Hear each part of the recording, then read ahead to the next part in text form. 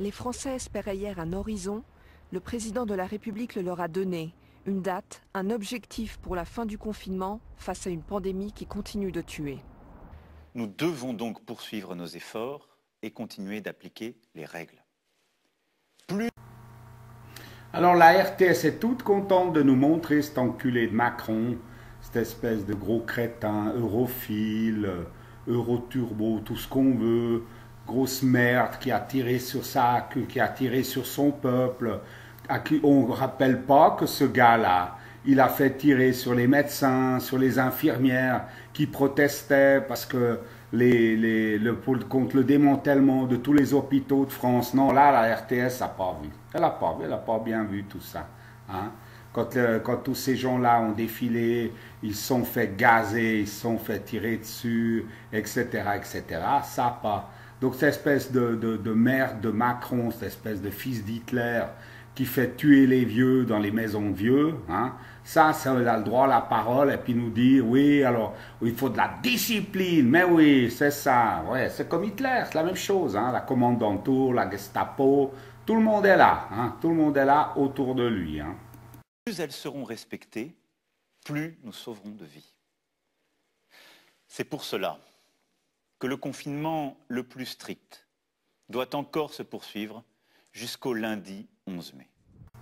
Ben c'est ça, c'est comme je vous disais, il prend en otage tout son peuple, il l'enferme, et puis ouais, puis après autour il y a les vopos qui tournent, hein, puis qui collent les gens, qui se permettent de sortir. Et puis ça, cette merde-là, c'est une référence pour nos journalistes, c'est normal, hein, ce qui se ressemble, ça semble. Hein.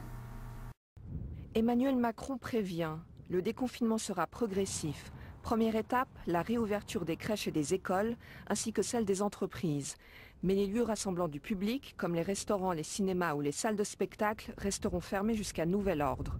Pas de festival ni de grandes manifestations non plus, jusqu'à la mi-juillet au moins.